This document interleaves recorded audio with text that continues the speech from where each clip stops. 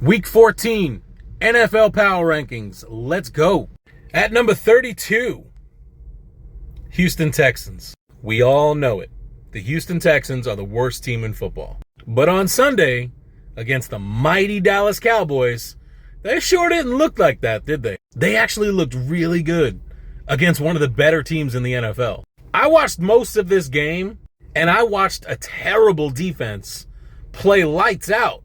The Texans came into this game as 17.5-point underdogs against the Cowboys. And despite losing this game right at the very end, they sure did give the Cowboys a really big scare. The Texans were playing with alternating quarterbacks, and at times, both of them looked really good. Did doing that confuse the Cowboys? Absolutely. But more importantly, did they expose the Cowboys? I guess time will tell. Well done, Texans. A for effort. Number 31, Chicago Bears. The Bears were on a bye week. They're 3-10. I had them at 29 last week, dropped them to 31. Number 30, Denver Broncos. With 4.5 minutes left to go before halftime, the Broncos were trailing the Chiefs 27-0. The announcer in the game actually said it would be nice for them to score points here because they get the ball back after half and they can get what they call a 2-for-1. Well, Russell Wilson and a very, very terrible Broncos offense not only scored a touchdown there, but got the ball back and scored a second touchdown before halftime. For a team that averages 13 points per week, they scored 14 points in a matter of 4.5 minutes. And then after halftime, they scored again. Not only were the Broncos back in this game, but they had all the momentum going their way. The Broncos really had the ball down 6, trying to go in the end zone to take a fucking lead on the Chiefs. Russell Wilson took off running, dove headfirst, and got slammed on the turf and left the game with a knot on his head and a nasty concussion. I honestly think, as bad as Russell Wilson has been all year, had he not gotten hurt, I think the Broncos win this game. But as it was, the Broncos lose their 10th game and get eliminated from the playoffs. Number 29, Indianapolis Colts. The Colts are 4-8-1. I had them at 26 last week, dropped them down to 29. Number 28, Arizona Cardinals.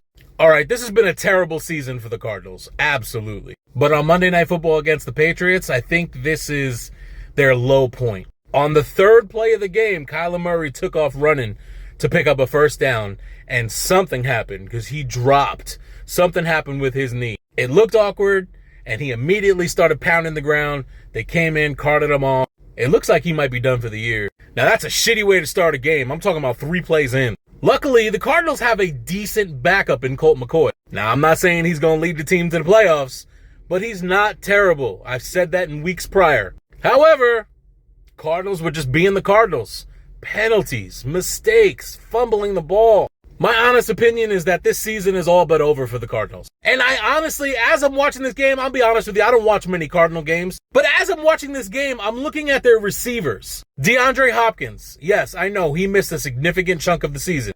Hollywood Brown. AJ Green. Robbie Anderson. Rondell Moore. On paper, what team can you tell me has 5 better receivers? How has this team only won 4 games? Number 27.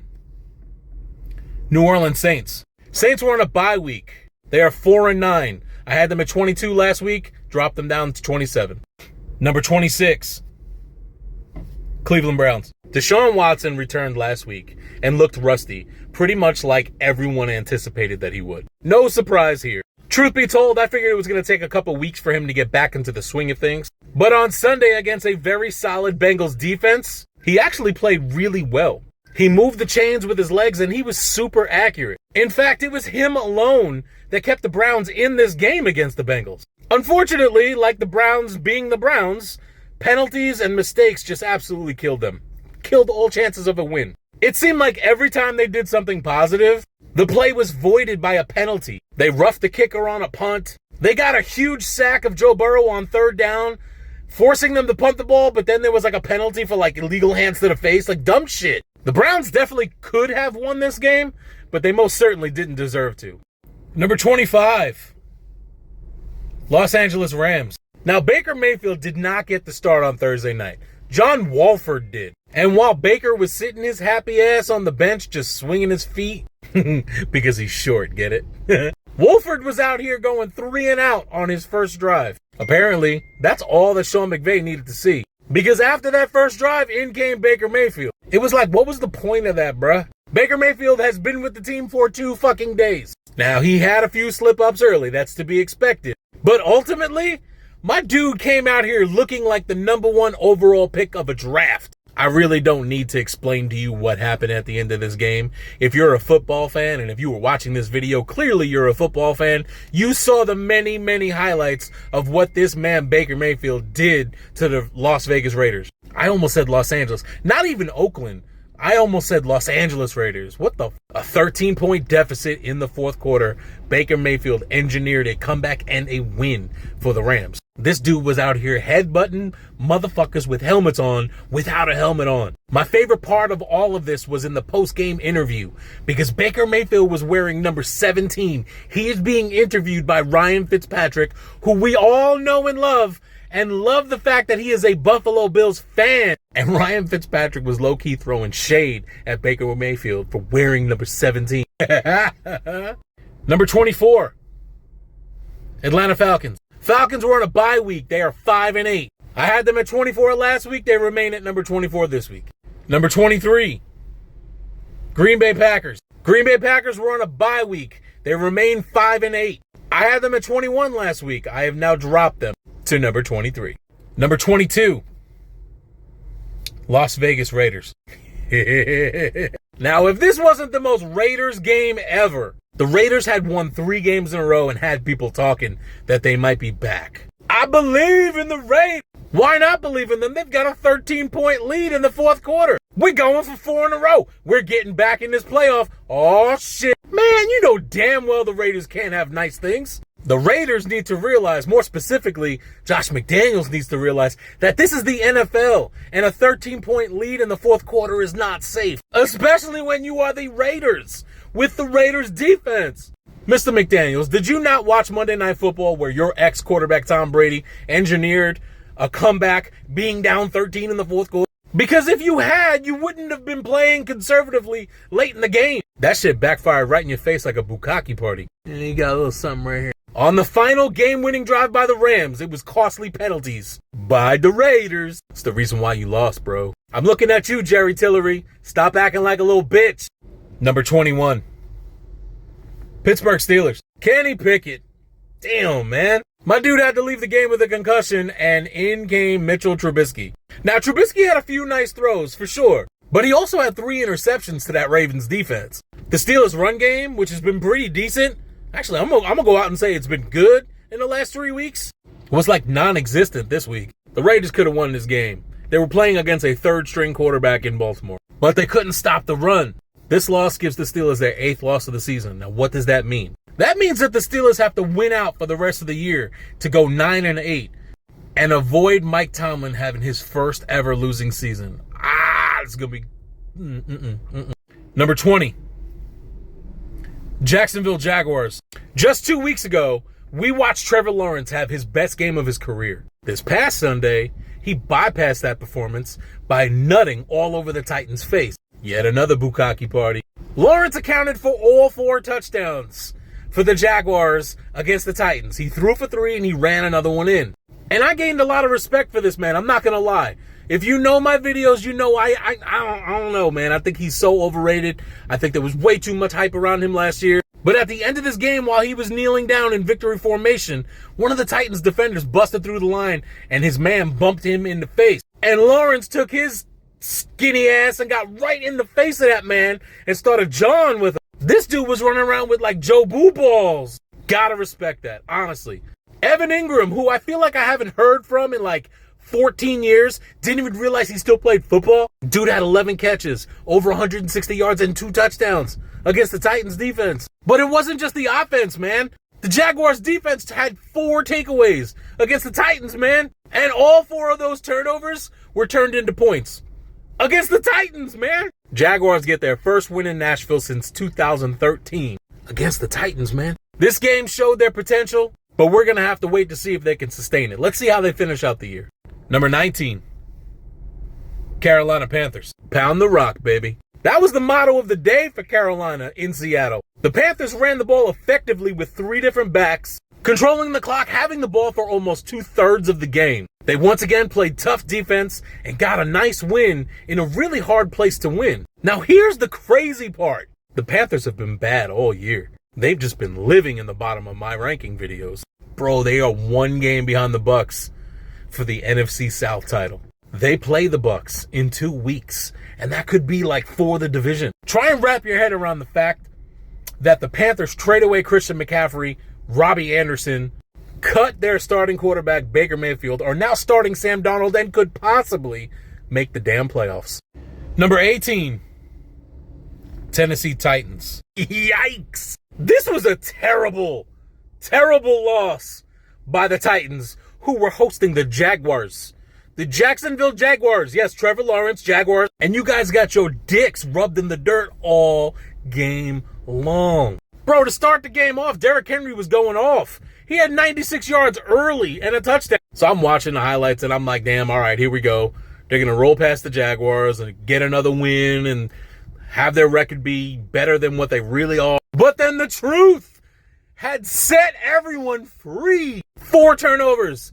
Derrick Henry fumbled the ball twice. Ryan Tannehill out here throwing interceptions like it's his job. After winning 7 of 8, somehow, this team that looks like ass cheeks now loses their 3rd in a row. They are now 7-6, but they play in a shitty division and will limp into the freaking playoffs, but will most likely catch a beating in the playoffs in the first round by either the Ravens, the Bengals, whoever doesn't win that division. It's a damn shame. Honestly, the Tennessee Titans are one of the reasons why I really think that the NFL should revisit their playoff formatting, because it's a shame that this team's going to get in the postseason. Oh, yeah, and in conclusion, fuck the Titans. Number 17, Tampa Bay Bucks. Speaking of teams that are going to make the playoffs that really shouldn't, Bucks are out here saying, how you doing? It has been talked about by everyone. The Bucks are going to win the NFC South, probably with a losing record. And on Sunday, they played the Niners and just got, I don't even know what kind of word I want to use, because this game was terrible. They lost 35-7 to a man named Brock Purdy. Deebo Samuels left the game early with an injury. 35-7. Oh my God. The Bucks fall to 6-7 and have a 1-game lead over both the Falcons and the Panthers. If the Bucks allow either of those teams to make the playoffs, I don't even want to think about it. Number 16, Seattle Seahawks. Yo, Seattle had no run game whatsoever on Sunday against the Panthers. Dude, all their running backs were hurt. So that means that the offensive duties fell squarely on the back of one Mr. Geno Smith. And he went out and proceeded to have one of his worst games of the season. Now, Seattle did make the game interesting. Don't get me wrong. They scored a couple touchdowns, allowed themselves to get back in the game, but ultimately fell short. Geno Smith had 2 interceptions, the first game all year that he's had more than 1. This loss moves Seattle outside of the playoff picture temporarily. And with a couple division games coming up, I don't know. I don't know if they're going to be able to get back in. Number 15, New Jersey Giants. The Giants have won 7 games this year, and that's a lot more than many people would have predicted at this point of the season. They have been a pleasant surprise all year long to their fans, mainly because of their ability to grind out wins with a solid defense and a good run game. On Sunday, they took on a division rival, the Philadelphia Eagles, who happen to be pretty good this year. And in this game, it was very obvious that the Giants do not have the personnel to keep up with such an explosive team. They just don't have the resources to score fast. They don't have those playmakers. Because the Giants got in such a big hole so early in this game, they weren't able to run the ball with Saquon Barkley like they usually do. This was a bad loss. It was like a body blow. It's also a loss that they really need to get over quickly if they want to make a playoff push. They got themselves a big game this week against Washington. Number 14, New England Patriots. Monday Night Football, Patriots at Arizona. They need this win. And thanks to a dominant defensive performance by the Patriots, they got the win that they needed. They were in the middle of a dogfight until the third quarter when a fumble recovery was brought to the house. That kind of tilted the entire game in their favor. This game put the Patriots in the playoffs for the time being, but their remaining schedule is brutal.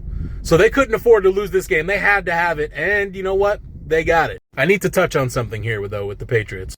I'm a Bills fan, so fuck the Patriots, right? Matthew Judon needs to be the Defensive Player of the Year. I understand that Max Crosby's having a nice year. I understand that everybody wants to take their turns of jerking off Michael Parsons, but Matthew Judon is a goddamn beast. And it seems like every single time I have a Patriot game on and they are on defense, this man is either making a sack or getting in the quarterback's ass. He's getting after quarterbacks like he is trying to make sweet, sweet love to them. Number 13, Miami Dolphins. So you got the number 4 offense in the Miami Dolphins heading into Los Angeles to take on the number 26 defense in the NFL of the Chargers. This is going to be a bloodbath, man. Except it wasn't. Tua had, hands down, his worst game of the season. My dude went 10 of 28. He threw for less than 150 yards. Now, the final score of this game made it look close, but it really wasn't. If you watched this game, you knew it wasn't. The Dolphins' offense looked absolutely lost against this Chargers defense.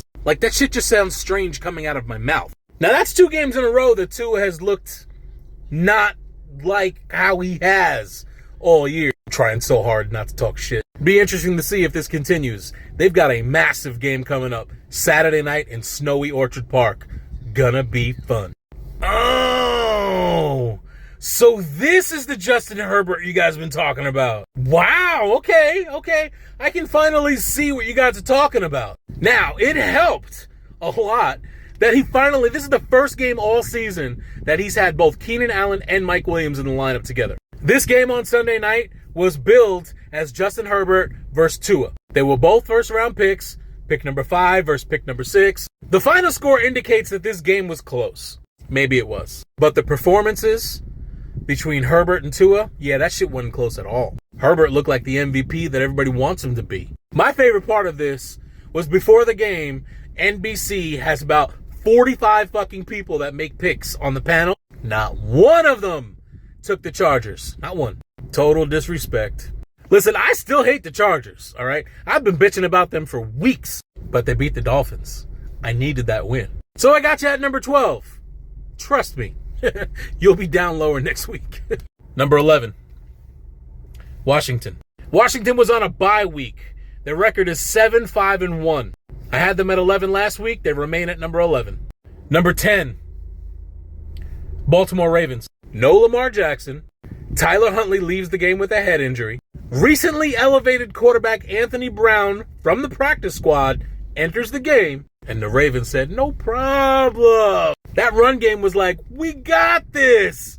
Just give me the rock. J.K. Dobbins comes back from injury and has himself a game. Gus Edwards said, hey, I could take some of them carries, and he had himself a decent game too. The Ravens running game controlled the offense, which in turn helped them control the clock and ultimately controlled the game over the Steelers. The Ravens went and won their 9th game, yet another game that they probably should have lost, and they keep pace with the Bengals in the AFC North. This is crazy. Number 9, New Jersey Jets. Despite my burning hatred for the New Jersey Jets, I really like Mike White. I liked him last year. I love that he came in this year and told Zach Wilson to sit your ass down and watch. And watching him get his fucking ass beat by the Buffalo Bills defense, I gained so much more respect for this man than I already had. This dude left the game twice with injuries and returned both times. Tony Romo, who's calling the game, is talking about he's got broken ribs, and he knows he's had broken ribs. Ultimately, the Jets lost this game, and they wasted an amazing performance from their gutsy quarterback, Mike White. A Michael Carter fumble was a huge turning point. In one of the plays where Joe Flacco had to come in for injured Mike White, he got strip sacked and lost the fumble as well. Obviously, I'm glad the Bills won this game. But had the Jets won this game, could you even imagine what that would have done for the stock of Mike White? I almost wish they would have won. Number 8, Detroit Lions. The Detroit Lions started the month of November with a record of 1-6. That is 1 win and 6 losses. Now here we are midway through December, and the Lions are in the playoff race.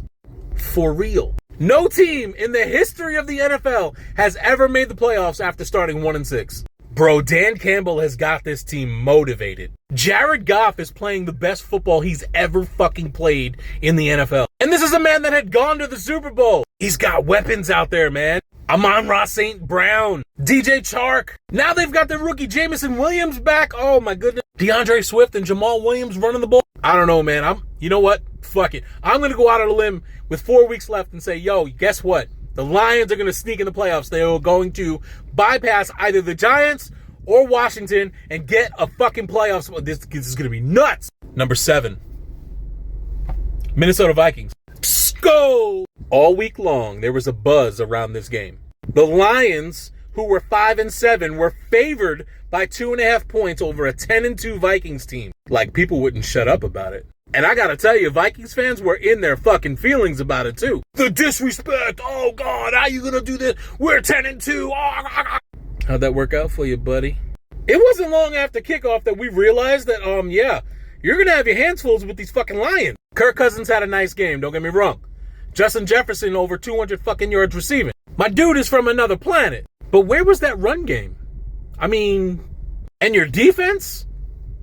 I mean, I know you got injuries, but, you know, all teams have injuries. Talk about shit in the fucking bed. The Vikings dropped this game to the Lions and probably made Las Vegas a fucking fortune. Because I know as you're watching this, you know somebody, if you didn't do it yourself, that bet on the Vikings. Listen, sitting at 10-3, we know the Vikings are going to make the playoffs. But I feel like this game was eye-opening and should definitely trigger some concerns moving forward.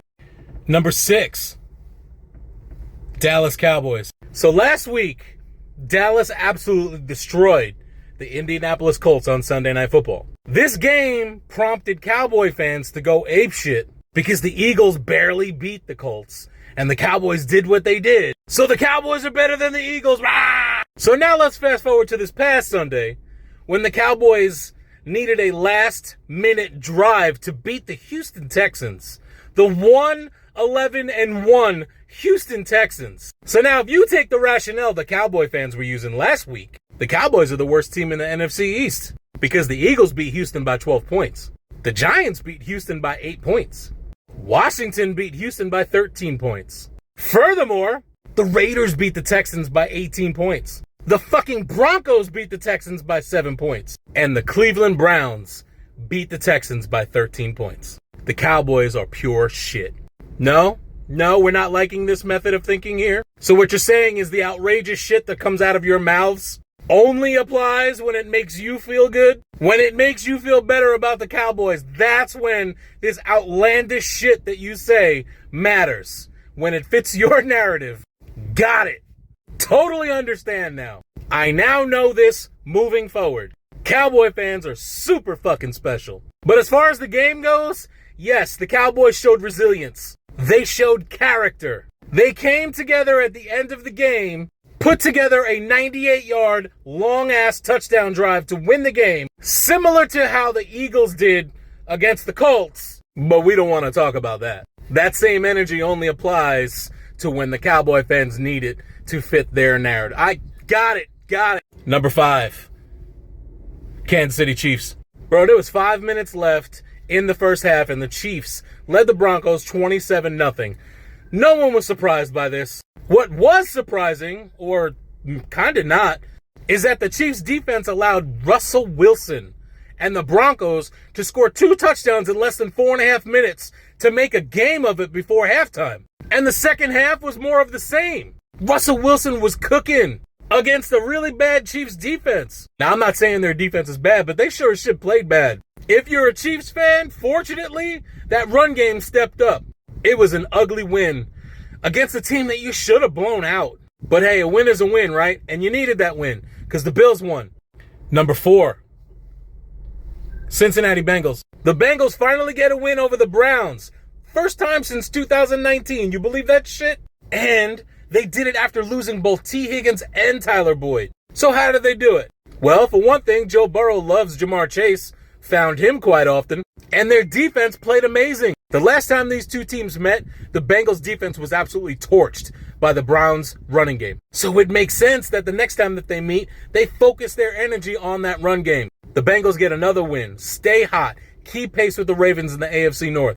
Number 3, Buffalo Bills. I told you last week I was not looking forward to this game against the Jets. The Bills' offense looked terrible in the second quarter. I think they had like 30 yards. This game was only scoreless late in the second quarter simply because the Bills' defense was playing so well. Thankfully, for us Bills fans, the Bills put one in the end zone right before halftime as Dawson Knox caught a pass and did a flippy flip into the end zone. Honestly, if you haven't seen highlights of that, you got to check out the pylon camera. It was fantastic. It's just not something you see every day. Offensively, for the entire game, the Bills did just enough to get a win in this game. But defensively, man, this team looked great. And it's been a while since they have on defense. Look, I was and still am very happy that the Bills signed Von Miller, for sure. But I did say it then, and I've been saying it all season. The Bills have some young, seriously good talent at the edge rush position. I was actually looking at Von Miller coming in.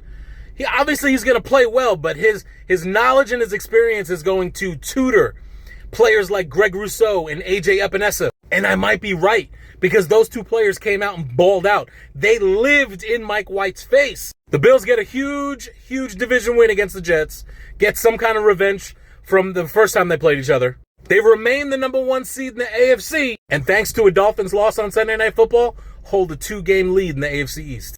Number 2, San Francisco 49ers. Now walk with me here for a second.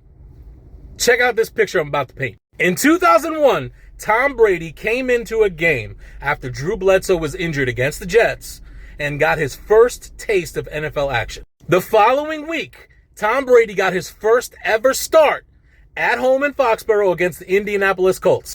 I was at that game.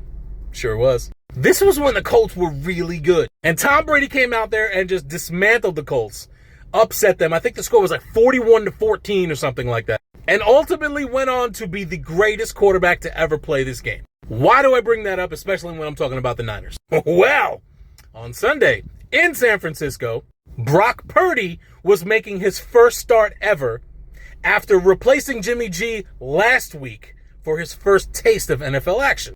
Sounds similar? Who did Brock Purdy play against in his first start ever?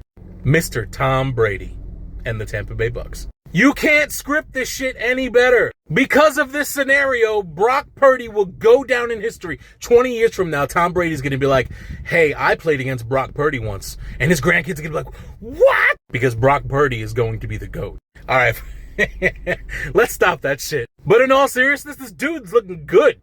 He's making some seriously nice passes, man. I watched a lot of that game, and he looks fantastic. He's making no mistakes. And the most important thing of all is that his head coach has full faith in this man to do whatever he wants to do on the field. You have Christian McCaffrey in the background. Brock Purdy is a 7th-round pick. It makes sense for you to just turn around and hand the ball off over and over. But no, he's got Purdy out there throwing the ball. God damn it. This team is good. They just keep getting better. And I really just, I can't wait for the playoffs. Number 1, Philadelphia Eagles. Week after week, people try to discredit the Eagles just over and over and over again. Week after week, those people just need to shut the fuck up. After last week, what they did to the Titans, and now this week, what they did to the Giants, you have to stop sleeping on this team. You have to look at them as the best team in football. On Sunday against the Giants, they played with them like they were playing with their food. They jumped out to a massive lead with the passing attack, hit cruise control, and just started drifting. And when the Giants threatened to make a game of it, the Eagles turned it on again, but this time with the running game. The Eagles clinch a playoff spot with this win and are just looking so fucking good. All right, that's all I got. Hope you enjoyed. Got some really good games coming up this week. Washington taking on the Giants. Miami traveling to Buffalo in what could be a snow game. I look forward to talking about these games next week. As always, thanks for watching. Hit subscribe if you haven't already, and we'll see you next week.